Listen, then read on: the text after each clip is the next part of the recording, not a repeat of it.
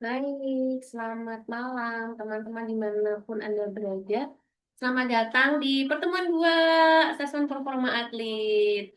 Nah, pada malam hari ini kita akan membahas dua topik gitu ya, yaitu mengenai konsep aktualisasi dan performa atlet. Kemudian kita mau mengulik lebih dalam gitu ya mengenai asesmen performa atlet khususnya metode yang performance profiling dan juga critical incident interview. Baik, kalau terkait konsep aktualisasi, tokoh yang paling terkenal itu yaitu tokoh Bapak Maslow gitu ya, dengan hierarki kebutuhan atau piramida kebutuhannya gitu ya. Kalau dari definisinya sendiri sebenarnya apa sih aktualisasi menurut Maslow? Yaitu to become everything one is capable of becoming. Atau kalau terjemahan literally-nya tuh proses menjadi apa sebenarnya seorang mampu menjadi. Atau kalau arti bebasnya adalah bagaimana seseorang berproses gitu ya untuk mengoptimalkan potensi yang dia miliki atau kemampuan yang dia miliki gitu. Nah, boleh sambil kita catat-catat barangkali ya.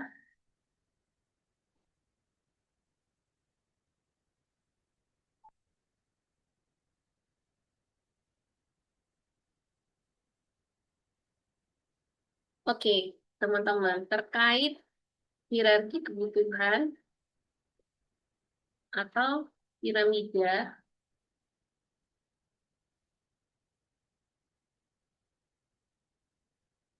Nah, konsep ini sebenarnya bisa diterapkan juga di psikologi olahraga, teman-teman, atau aktualisasi serta performa atlet gitu ya.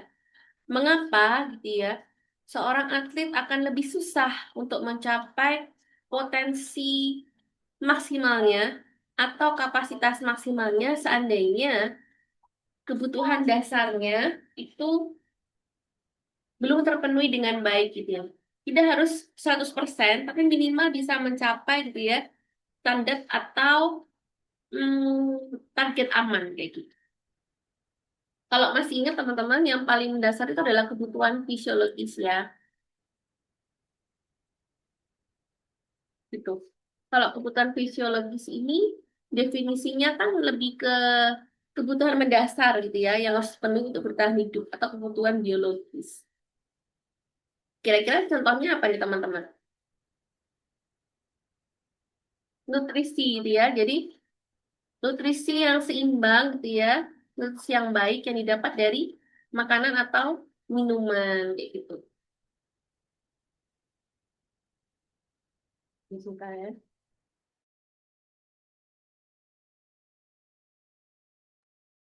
Nah, nutrisi atau diet gitu ya yang seimbang gitu ya. Kemudian kalau kita sebut tidur yang cukup dan berkualitas, istirahat yang cukup dan berkualitas, itu boleh ya masuk ke kebutuhan fisiologis. Kemudian juga kalau yang berkaitan dengan kebutuhan fisik, dia saatnya barangkali bisa masuk ke ini, pemulihan cedera. Kira-kira benar gak ya teman-teman ya? Bisa lah ya. Nanti kalau ada tambahan lagi boleh sharing di kolom chat. Kemudian setelah terkait kebutuhan fisiologis bisa dipenuhi dengan baik gitu ya. Ada juga lagi kebutuhan yang di atasnya gitu ya, yang mempengaruhi aktualisasi atau bagaimana aku bisa mencapai potensi terbaiknya gitu ya. Kira-kira kebutuhan apa nih? Apa nih kira-kira teman-teman? Kebutuhan rasa aman kali ya. Safety need gitu. Kalau teman-teman ngomongin rasa aman, kira-kira apa yang ada dalam bayangan teman-teman terkait atlet? Asuransi boleh, gitu ya. Selain itu kira-kira apa? Tadi mungkin bisa asuransi kesehatan ataupun yang lain atau mungkin juga ini ya apa program pemulihan cedera gitu ya. tinggal lebih aman kalau ada merasa aman kalau ada sesuatu gitu ya. Boleh juga kalau seandainya kita bahas tentang kontrak yang jelas, kontrak bisa kontrak kerja, atau mungkin bisa berkaitan dengan jaminan khusus gitu ya, atau mungkin kalau teman-teman yang belajar dengan beasiswa atlet juga bisa gitu ya, terkait beasiswanya, akadnya gimana kayak gitu. Ada lagi kira-kira mungkin tandanya ini boleh ya, sarana prasarana, latihan atau pertandingan yang aman,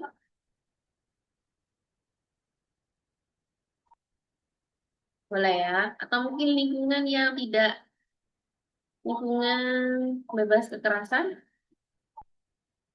kondusif gitu ya. Itu juga harapan bisa mencukupi kebutuhan rasa aman dari atlet. Kemudian kebutuhan yang selanjutnya, iya, ada yang bilang ini kebutuhan sosial, gitu ya. Ada mungkin juga kebutuhan terkait ini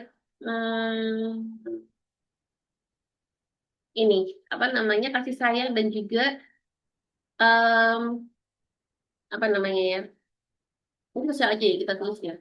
Bahasa Inggrisnya kayaknya ini love and belongings, keterikatan gitu ya.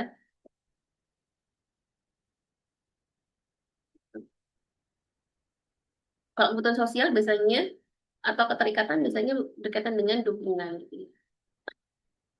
Dukungan dari keluarga, nah, dari misalnya dengan tim, anggota tim gitu ya, dan pelatih, atau dari supporter yang sehat, dan seterusnya. Oke, ya. Oke. Atau dari lingkungan masyarakat juga bisa. Kalau selanjutnya naik ke atas, lebih spesifik lagi adalah kebutuhan tentang harga diri ya, atau achievement atau orang bilang misalnya self esteem. Nah, kira-kira kalau kebutuhan ini biasanya bisa dipenuhi oleh apa?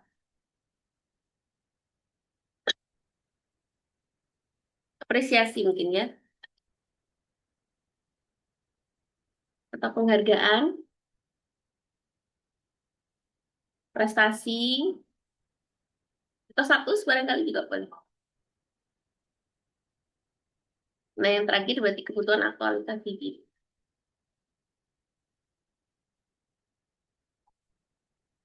Nah, ini kebutuhan seorang atlet gitu ya, untuk dia bisa mewujudkan atau mengoptimalkan semua potensi yang dia punya. Seperti yang tadi ya, to become everything one is capable of becoming.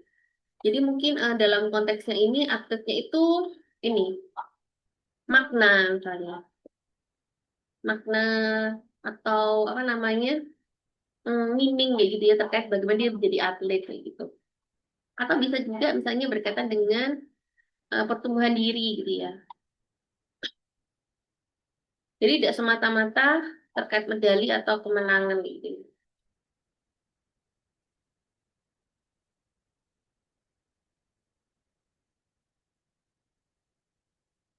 Bisa jadi dia mungkin punya dorongan untuk menjadi inspirasi bagi orang lain dan seterusnya seperti itu. Bisa. Ada juga kebutuhan terakhir dari Maslow gitu ya, yang barangkali tidak selalu muncul di piramida klasik, yaitu kemudahan transcendence. Transcendensi. Nah, kebutuhan transcendensi ini teman-teman bisa lebih banyak belajar nanti di psikologi transpersonal gitu ya. Tapi kalau secara umum di atlet ini artinya ini makna spiritual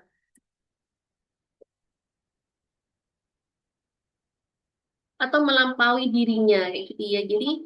Eh, jadi harapannya apa ya? Dia itu bisa punya melalui karir sebagai atlet, mungkin dia bisa berkontribusi terhadap alam semesta atau memenuhi panggilan hidup dan seterusnya kayak gitu. Kayak gitu kira-kira teman. Nah, kenapa kita perlu tahu tentang piramida ini? Gitu seperti yang tadi kita bahas di depan bahwa Maslow ini sebenarnya memberikan koridor gitu ya untuk seseorang atau seorang atlet bisa mencapai aktualisasi atau performa maksimalnya harapannya setiap kebutuhan yang ada ini bisa terpenuhi ya dalam tingkat aman, nggak usah 100%. Kemudian harapannya juga melalui kebutuhan yang terpenuhi ini atlet bisa lebih mencapai yang namanya peak experience. Nah, atau pengalaman puncak gitu ya. Ini adalah salah satu ciri pribadi yang mengalami aktualisasi gitu ya. Contohnya gimana? Jadi dia merasa menyatu gitu ya, menyatu dengan aktivitasnya. Sehingga kadang bisa lupa waktu gitu ya, fokusnya mendalam dan seterusnya gitu.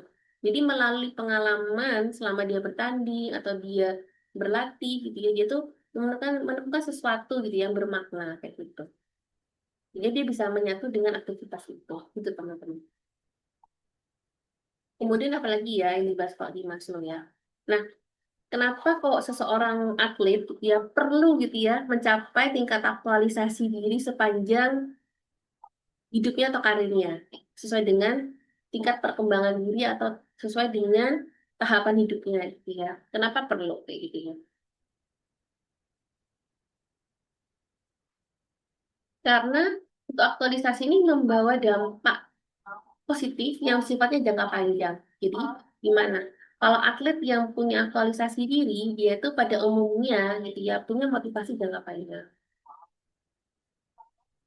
Jadi tidak sebatas untuk memenangkan pertandingan ini, tidak sebatas untuk mencapai medali ini dan seterusnya. Tapi dia punya dorongan untuk apa mengembangkan diri secara berkelanjutan.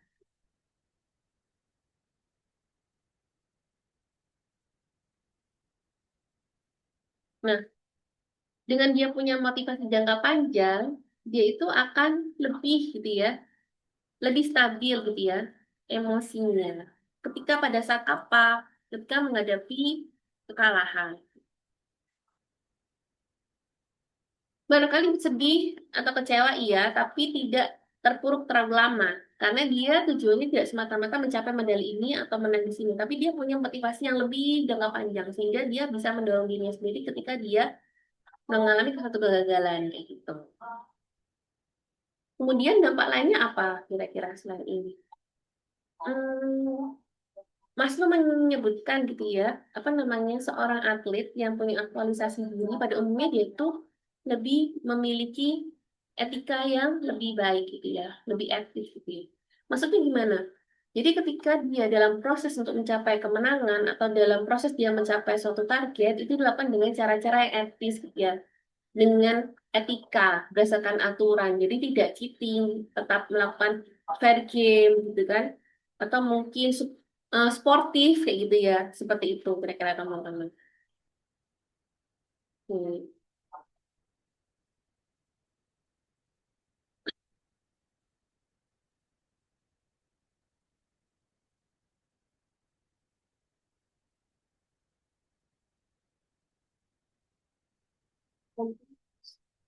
Oke, kira-kira kayak gitu teman-teman.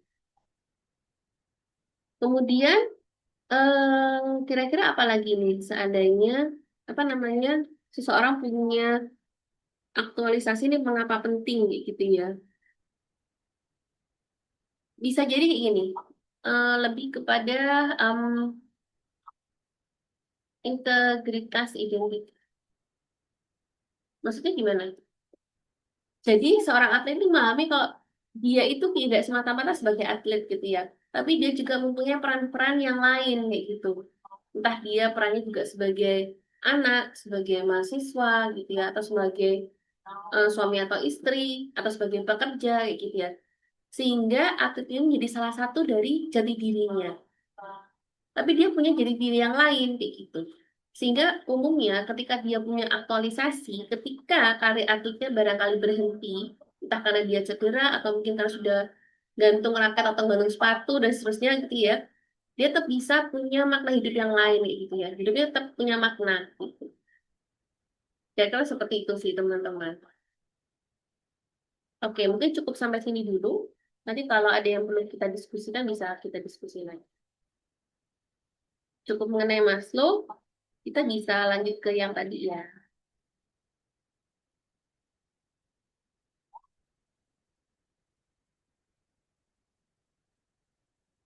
Oke. Nah, kalau ngomongin Rogers, tokoh kita yang kedua dalam aktualisasi, kalau Rogers memang tidak mendefinisikan kebutuhan manusia itu ke dalam bentuk piramida gitu ya.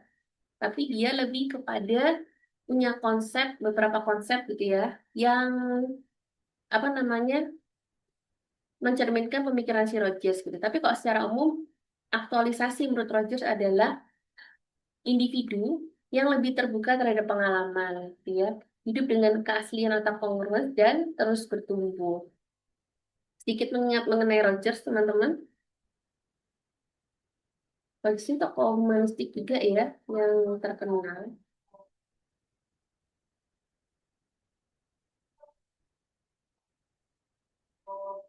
Oke. Kalau Rogers, nah, Rogers ini ada beberapa konsep. Kalau yang teman-teman masih ingat itu adalah konsep mengenai ideal self, diri yang ideal gitu ya, dengan real self. Nah, gitu. Umumnya, individu yang punya aktualisasi adalah individu antara yang kondisi dirinya saat ini itu juga sesuai dengan diri idealnya. Jadi, gap antara yang saat ini, yang dia jalani sekarang, itu tidak terlalu berbeda jauh dengan kondisi dia yang ideal, kayak gitu. Nah, ini yang pertama, gitu ya. Kenapa kok ini penting, gitu ya? Kalau atlet punya gap yang terlalu tinggi antara dirinya atau kondisinya saat ini dengan yang dia harapkan, umumnya bisa memicu beberapa kondisi dia. Entah dia menjadi lebih putus asa atau dia lebih cemas karena tidak sesuai dengan kondisi ideal yang dia harapkan kayak gitu. Nah, kemudian kalau yang konsep yang kedua itu ada yang namanya mengenai penerimaan diri yang positif gitu ya, atau mungkin ini Indonesia dulu ya, atau positive regards. Atau lebih kenal lagi itu adalah ini unconditional regards. Unconditional regards. Jadi untuk bisa mencapai aktualisasi diri gitu ya, salah satu konsep menurut Dolce adalah antara kondisi yang sekarang dengan yang ideal tidak terlalu banyak beda jauh. Tetap harus ada bedanya supaya untuk bisa membuat dia dirinya bertumbuh dan berkembang kayak gitu ya. Kemudian yang kedua adalah seseorang aktif yang punya penerimaan diri yang positif gitu ya, tentang kelebihan dan kelemahannya. Jadi dia tuh bisa menerima bahwa dia itu adalah manusia yang punya kelebihan dan kelemahan kayak gitu. Akan tetapi apa namanya, dia tidak menolak kelemahannya dia atau dia tidak apa namanya memungkiri tentang kelebihannya dia gitu. Dari orang lain juga, seorang atlet yang bisa mencapai aktualisasi adalah atlet yang diterima apa adanya gitu ya oleh pelatih atau lingkungan sosialnya. Jadi gini, bukan berarti apa namanya tidak apa-apa selalu kalah gitu ya. Akan tetapi dia tetap dihargai, tetap diterima gitu ya, tetap disayangi meskipun dia mengalami kekalahan kayak gitu. Jadi tidak hanya dianggap atau diterima, diperhatikan ketika dia menang aja kayak gitu. Kayak gitu. Ini adalah contoh bentuk unconditional regards teman-teman kayak gitu. Jadi seseorang tuh akan bisa lebih bertumbuh ketika dia itu lebih diterima padanya oleh lingkungannya kayak gitu. Gitu. Kira-kira seperti itu sih teman-teman. Kemudian kalau yang apa namanya? Yang ketiga adalah tentang kongruensi atau keaslian. Kongruensi dia atau kongruensi. Atlet yang bisa mencapai aktualisasi diri adalah atlet yang asli. No fake-fake. Maksudnya gimana? Apa yang dia pikirkan, apa yang dia rasakan, dan apa yang dia katakan atau dia lakukan itu sejalan seirama. Kayak gitu.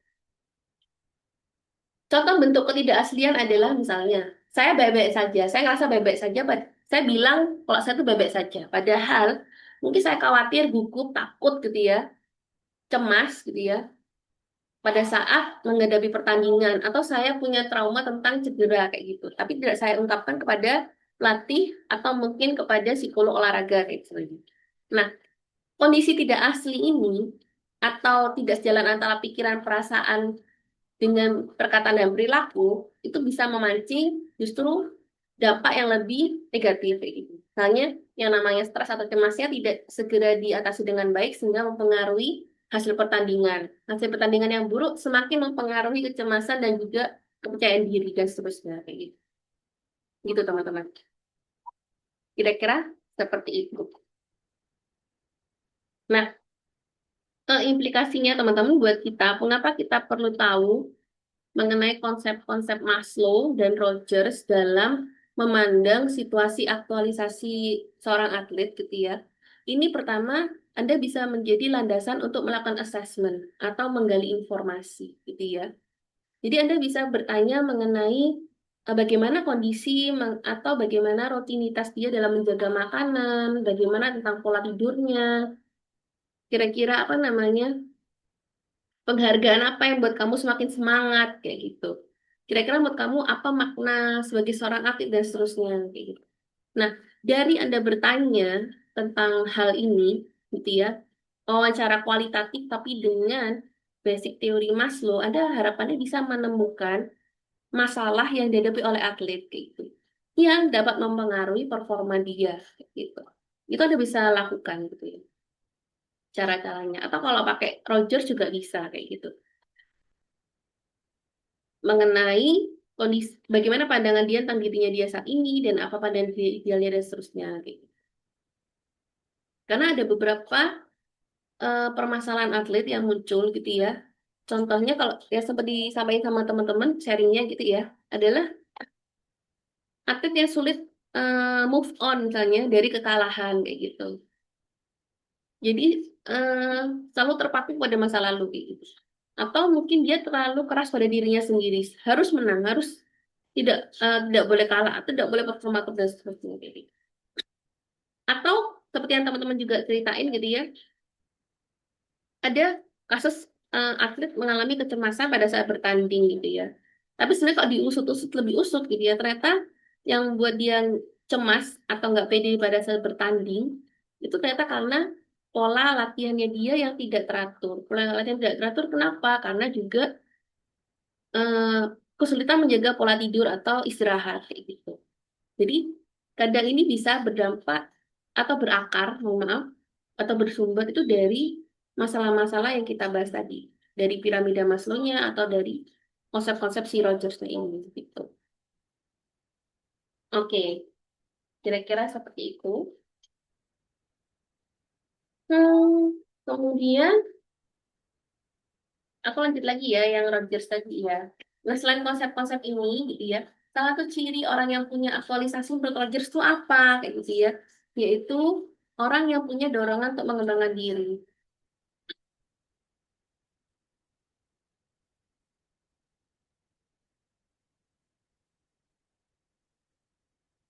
Atau punya yang namanya ini self actualization.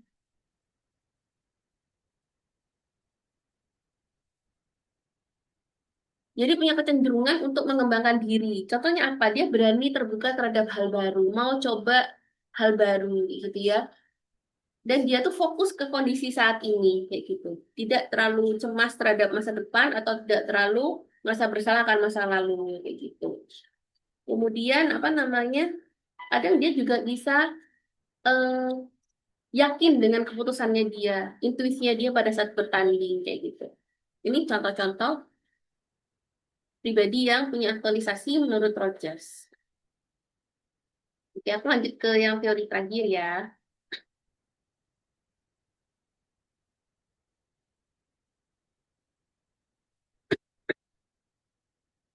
Hmm, baik, udah muncul ya. Nah, teman-teman, kalau yang terakhir ini adalah self-determination theory ya. Nah, kalau self-determination theory ini tokohnya adalah Desi dan Ryan, gitu ya, Desi dan Ryan tahun 85, gitu ya. Tapi semakin dikembangkan konsep grand teori motivasi sebenarnya ini di berbagai bidang termasuk psikologi olahraga kayak gitu. Kalau si Maslow bilang kebutuhannya ada 5 atau 6 gitu ya, kebutuhan dasar manusia. Kalau Rogers juga bilangnya ada beberapa konsep tentang aktualisasi. Nah, kalau si Desi dan Ryan ini menyebutkan bahwa setiap manusia, tidak terkecuali atlet, itu punya tiga kebutuhan psikologis dasar gitu ya, supaya dia bisa bertumbuh dengan optimal gitu ya. Yaitu yang pertama adalah autonomi, kompetens atau kompetensi dan juga relatedness atau keterhubungan kayak gitu. Gitu. Eh, contohnya gimana misalnya? Otonomi berarti itu berkaitan dengan independen gitu ya, kebebasan gitu ya, akan tanggung jawab kayak gitu. Sebagai contoh gimana? Atlet akan merasa lebih semangat gitu ya, atau merasa lebih bertumbuh sebagai pribadi ketika dia juga dilibatkan atau minimal dia punya otonomi atau sedikit kebebasan, terus sedikit maksudnya diajak diskusi gitu ya, sehingga dia bisa menentukan misalnya program latihan gitu ya, diajak tukar pikiran kayak gitu, tidak hanya sebatas disuruh-suruh aja kayak gitu. Atau dia juga bisa diajak diskusi untuk menentukan kira-kira target mana yang mau dia capai kayak gitu. Jadi lebih didengar dan dilibatkan kayak gitu ya dalam misalnya program latihan atau pencapaian target kayak gitu. Jadi dia lebih punya merasa kendali kayak gitu. Istilahnya itu kuncinya kayak gitu teman-teman. Kemudian kalau yang terkait kompetens, ini kan kompetensi atau merasa mampu kayak gitu ya.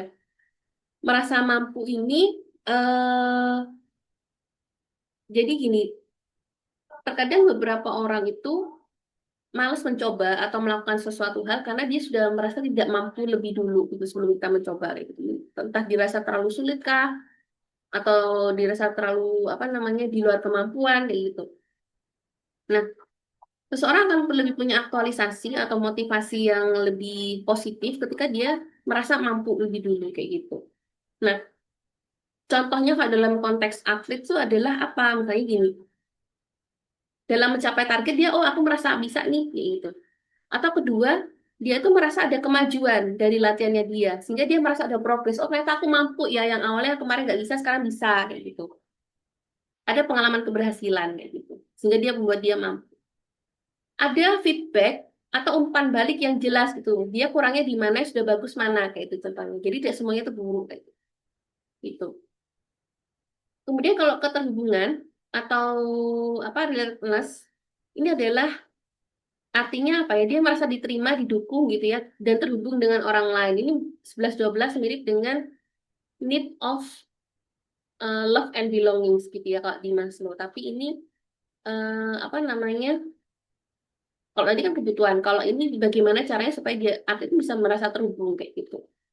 Jadi harapannya bisa ada relasi yang positif dengan anggota tim gitu ya. Ada relasi atau hubungan positif dengan misalnya pelatihnya gitu. Atau mungkin dengan apa namanya? Pihak-pihak terkait gitu ya dalam hidupnya dia kayak gitu. Kayak gitu teman-teman. eh jadi harapannya dengan punya otonomi, lebih punya merasa kendali atau kebebasan gitu ya, dengan merasa lebih mampu, dengan merasa lebih terhubung, ini motivasinya yang dari eksternal atau dari luar diri individu bisa menjadi motivasi yang intrinsik atau dari dalam kayak gitu. Tujuannya itu menumbuhkan motivasi intrinsik atau motivasi dari dalam diri si atlet itu sendiri. Nah, sedikit sharing teman-teman kalau berkaitan dengan motivasi ekstrinsik dan intrinsik si Desi dan Ryan dalam teori SDT itu tidak sebatas menggolongkan luar dan dalam aja, tapi dia bentuknya itu spektrum gitu ya. Maksudnya apa namanya ada pergerakan gitu ya dari yang sama sekali tidak ada motivasi ke motivasi intrinsik. Izin sharing bagannya. Oke. Nah, ini adalah gambaran motivasi menurut Desi dan Ryan gitu ya. Desi and Ryan. Semakin ke kanan, ini semakin baik gitu ya untuk apa namanya motivasinya gitu. Karena berasal dari dalam bukan dari luar. Motivasi dari dalam atau intrinsik harapannya motivasi bisa bertahan lebih lama kayak gitu. Ini contoh gambarannya ya, paling sebelah kiri ini adalah amotivation atau tidak ada motivasi sama sekali. Jadi benar-benar cuek lah pokoknya ya.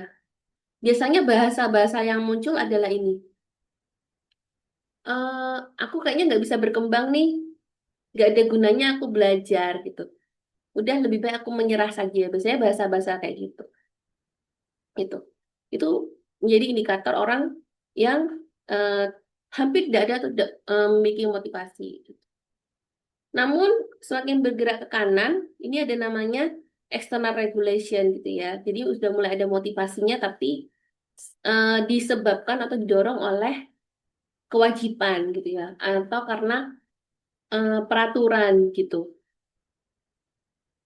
Karena emang harus gitu loh, kayak gitu. Atau untuk orang lain. Jadi saya gini, aku harus latihan, aku harus tanding gitu ya, supaya misalnya tidak dikeluarkan dari tim gitu ya, supaya tidak mengecewakan pelatih, supaya tidak apa namanya eh membuat malu orang tua dan seterusnya kayak gitu. Itu sudah ada motivasi, tapi masih istilahnya external regulation kayak gitu ya. Kemudian beranjak ke sebelah kanannya lagi, ini sudah lebih baik dibanding sebelah kiri gitu ya. Jadi dia tuh melakukan motivasi, melakukan perilaku karena terdorong atau termotivasi berkaitan dengan status gitu ya. Kayak gini, aku belajar atau aku latihan supaya prestasiku lebih baik pada yang lain gitu ya. Supaya misalnya aku tidak kalah dengan si ini dan seterusnya kayak gitu. Itu sudah ada motivasi gitu ya, tapi eh lebih baik daripada kewajiban, tapi masih tidak begitu baik dibanding yang identification gitu. Yang ini lebih baik daripada yang introjection. Jadi seseorang melakukan perilaku gitu ya, karena menurut dia ini sejalan dengan kebutuhannya dia. Contohnya gini, saya belajar karena memang ini penting gitu ya untuk karir masa depan saya gitu. Saya latihan ini penting karena supaya saya bisa mencapai performa optimal kayak gitu. Jadi dia sudah mengenali alasan-alasan penting yang sejalan dengan diri diri kebutuhannya dia kayak gitu. Nah, yang lebih baik lagi dan paling baik di motivasi ekstrinsik gitu ya atau eksternal itu adalah ini sudah sejalan dengan dirinya kayak gitu ya, sudah jalan dengan nilai-nilai dirinya gitu ya, bukan kebutuhannya aja tapi dengan nilai dirinya. Karena gini, saya belajar supaya bisa jadi orangnya terpelajar kayak gitu saya, supaya saya latihan gitu ya supaya saya bisa apa namanya menjadi atlet yang baik kayak gitu dan seterusnya kayak gitu. Jadi ini sudah sejalan dengan value-nya dia kayak gitu. Aku latihan karena memang aku orangnya disiplin. Aku melakukan fair fair play atau fair game karena memang kejujuran adalah nilai nilai hidup saya kayak gitu misalnya. Gitu contoh-contohnya. Nah, kemudian yang paling baik gitu ya menurut Desi dan Naya adalah intrinsic motivation gitu. Apa yang dimaksud dengan motivasi intrinsik? Jadi, seseorang melakukan sesuatu itu bukan karena penilaian orang lain kayak gitu ya, atau karena dilihat orang lain kayak gitu. Tapi memang karena dia melakukan itu karena menyenangkan kayak gitu. Jadi, misalnya saya belajar karena saya memang haus akan pengetahuan, saya ingin tahu gitu ya.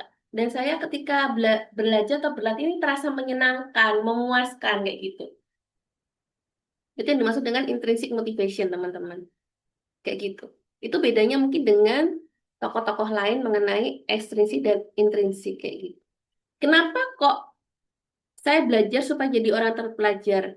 Saya disiplin apa karena apa namanya disiplin ada nilai-nilai hidup saya. Itu karena masih membandingkan dengan luar, dunia luar kayak gitu. Tapi kalau intrinsik ini senang, puas itu memang karena di dalam dan karena aktivitasnya itu sendiri. Kayak gitu. Nah, jadi harapannya supaya bisa teraktualisasi si atlet menurut teori self determination theory atau menurut Desi dan lain adalah bagaimana supaya atlet ini enjoy, senang gitu dan apa namanya melakukan sesuatu karena memuaskan dirinya gitu, tidak untuk orang lain kayak gitu. Itu kira-kira terkait teori atau konsep yaitu definisi aktualisasi gitu. Baik, saya boleh lanjut ya. Nah, kalau tadi kan kita ngomongin tentang aktualisasi, sekarang kita lanjut mengenai definisi performa atlet. Kita akan break dulu, kita akan lanjut lagi setelah berapa saat kemudian.